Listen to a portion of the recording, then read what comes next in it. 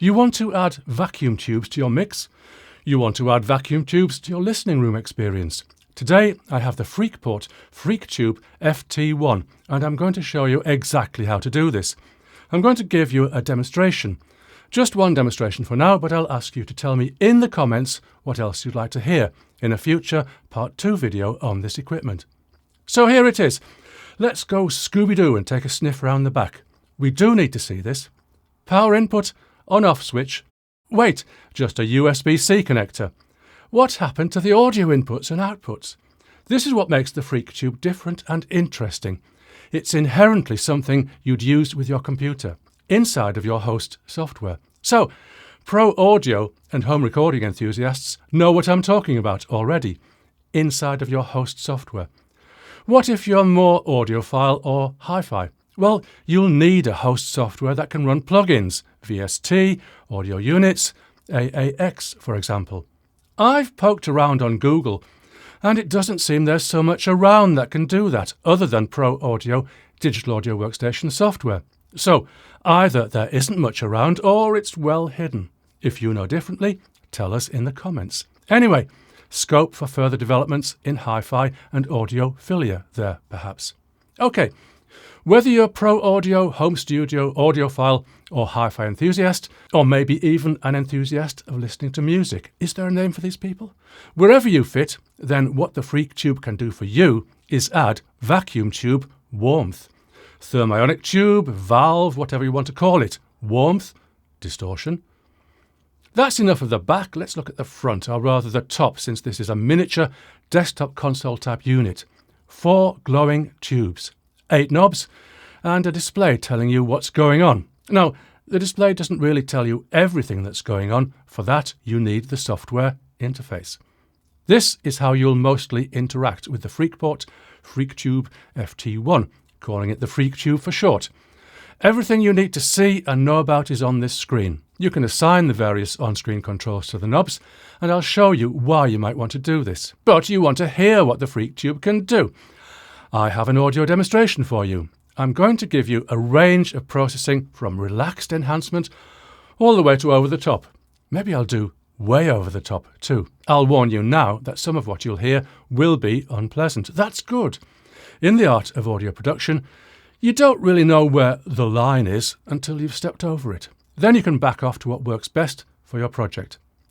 As an introduction in this part 1 of my review, I'm going to use a drum track.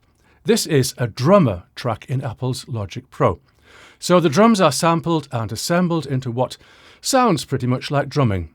I've chosen this because it suits my purpose for an initial demonstration. If you'd like to hear real drums through the Freqtube, let me know in the comments. If you'd like to hear other audio sources, again, let me know. I'm going to concentrate on what I find interesting. There are some details of operation that I'm going to miss out because, well, I don't find them so interesting. But I'll leave links in the description to alternative resources. I'm going to disappear from the screen for this dem, but I'll be back later. So here we are with Freqtube. I'm going to bypass it and play a little bit of drums.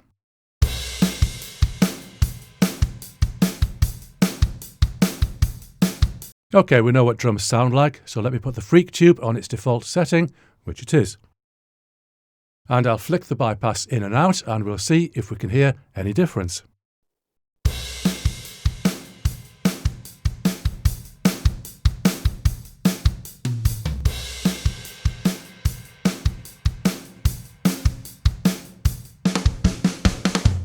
Okay, it's a little bit subtle to start off with, but we can get more out of it. Firstly, what I'll do is I'll put it on entirely wet. So this means it's fully tubified and none of the original. Dry would be all of the original and none of the tubes. So let's put it on wet. I'm going to play with this drive control over here and see what we get.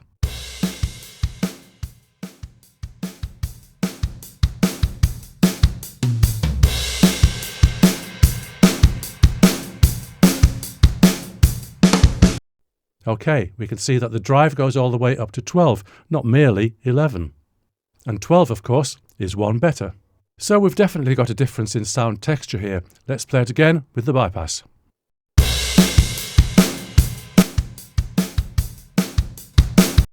Okay, so what I'll do is correct it on this output level control.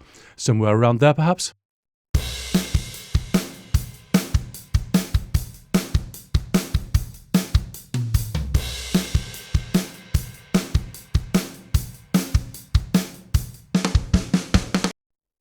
Okay, at this setting, it is a little bit distorted, we might say, but some people will like this sound. But what if you want more? Because some people, I can guarantee you, will want more. Well, we have a +18 button just here. I wonder what that will do. Let me take the drive down, and I've got to make an adjustment so that nothing clips. Okay, nothing's going to clip. Famous last words. Let's go and see what happens. Not much because I didn't press the +18 button. Let's press it now and see what we get.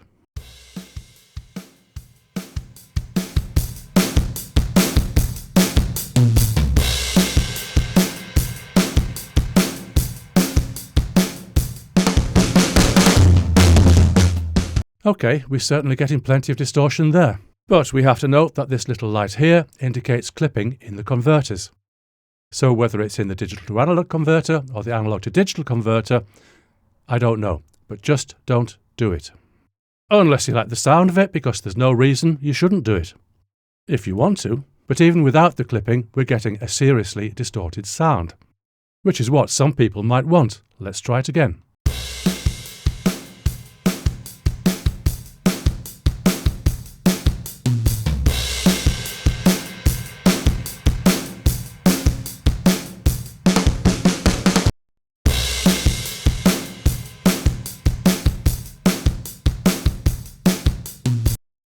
Okay, there we have it without the clipping, and it sounds nice and rich.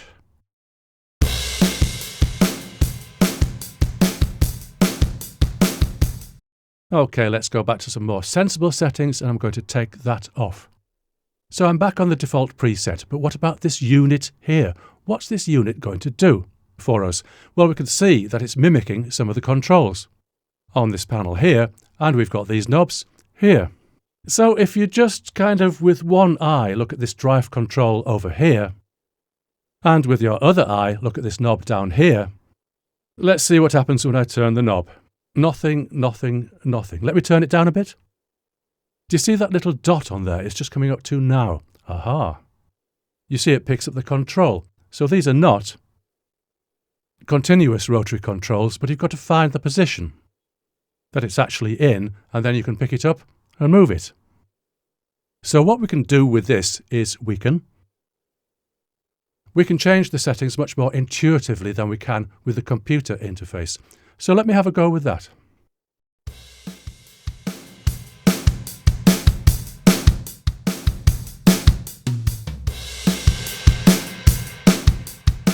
So you could say you can do it on the computer. Why should you want to use the knob? Well, the answer to that is yes, you can do it on the computer, but the thing is with the knob, you can actually close your eyes and just listen until you find the optimum sound.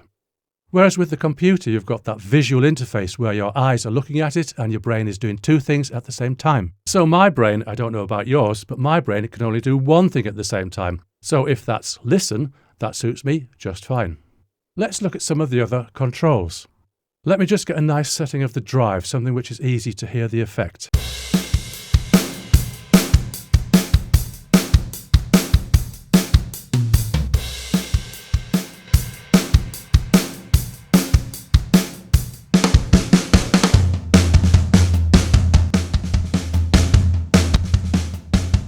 Okay, that's not bad. It might be too much for a lot of purposes, but it's okay for a demonstration. What I'd like to look at now is this harmonics control down here. So these visualizations are what the harmonics control would do if the input were a sine wave. Okay, if the input is drums, but if it was a sine wave, this is what we would see, and let's see what we shall see. And I shall adjust it on here. There we go, we'll start off at 0, and we'll see what happens.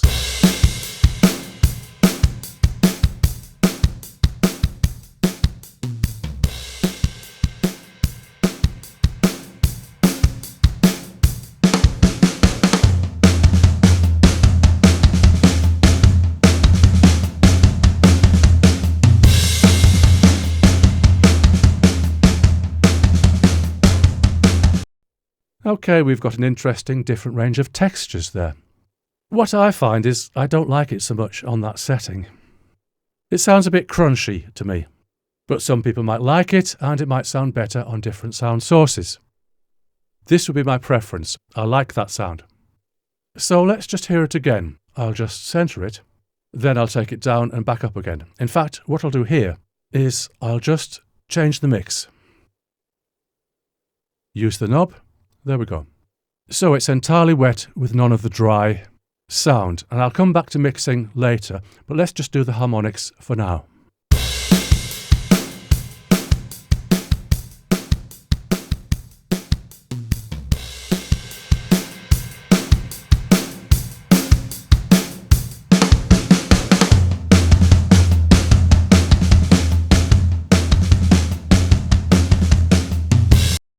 Okay, I do like the range of sound textures I can get from that. So I'm going back to the default setting. There we go. And I'll just change the valves, because I can. You see that green banner up there? That's because I'm using my screen recording software and I can't follow that instruction. But we don't have to worry about that, I don't think. So let's change it from the E83cc to the 12AT7. And we'll see what we get from this. I'll put it on totally wet. I'll just have a quick play with it, then we'll go on from there.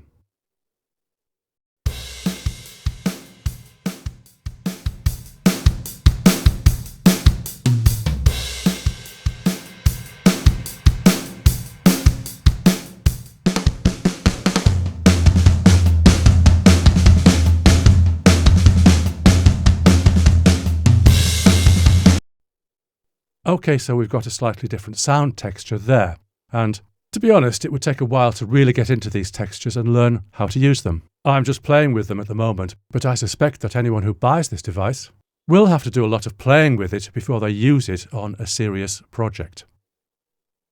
So what we'll do now is we'll go into these filters. This affects the sound from the tube, so let's listen to that.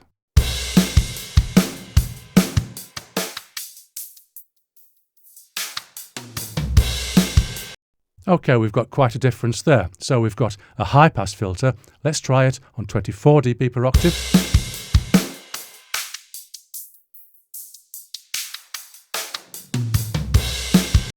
That gives us more incisive filtering, if I can put it like that. Let's try the low-pass filter.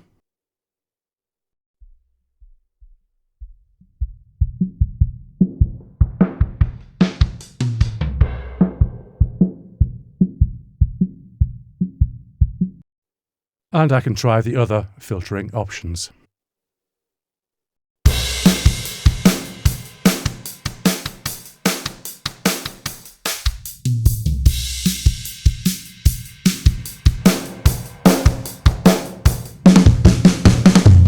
Okay, that's not going to sound good until you've found the right settings. But the right settings are in there somewhere. Anyway, that's as far as I'll go with that. Let's take that off and go to the dry sound. We'll do the parallel filter, as it's called.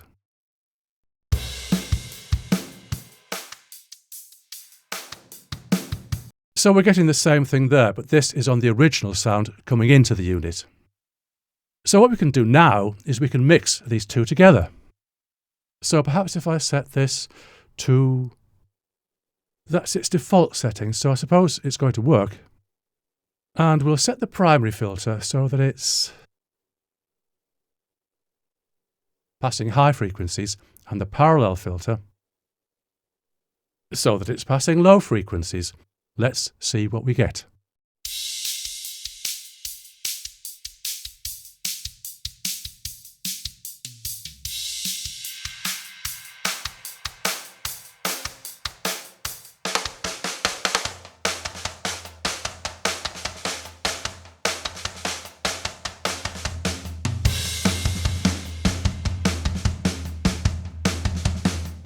It's a little bit difficult to hear because you've really got to explore this to get good results. But what you can do with this is we could, for instance, use this to get clean sound in the low frequencies and only add warmth to the high frequencies, and this is a little bit like the way an exciter works. So let's have a go with that. Let's put it on totally wet, and we'll excite some high frequencies.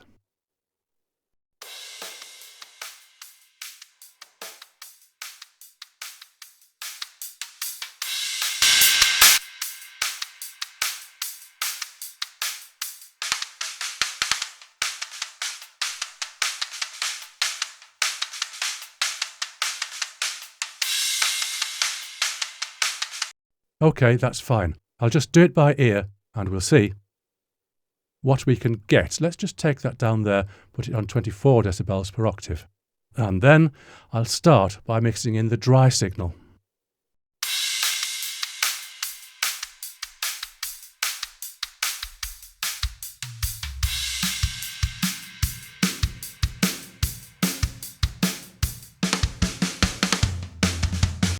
OK, so if I compare that with the bypass,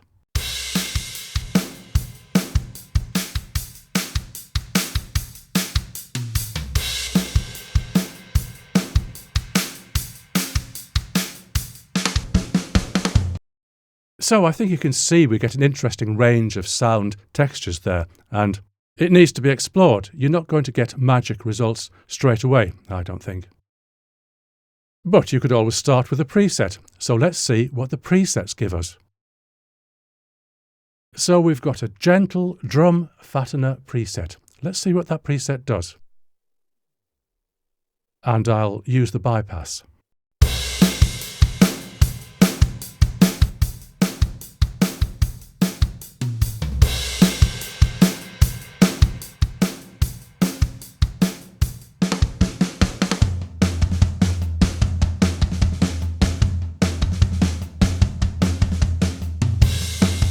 That's so gentle I'd probably want to take the drive up a bit. I notice in this preset the plus 18 button is engaged and the drive is taken down to minus 12. Let me play with it.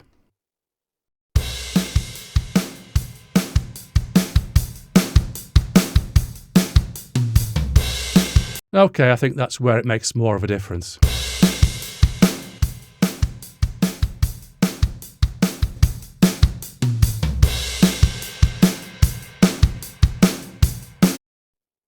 OK, without knowing what this sounds like in advance, I'm just going to try this preset, which is split louder. I think it's got to be louder. Let's see. I'll start in bypass.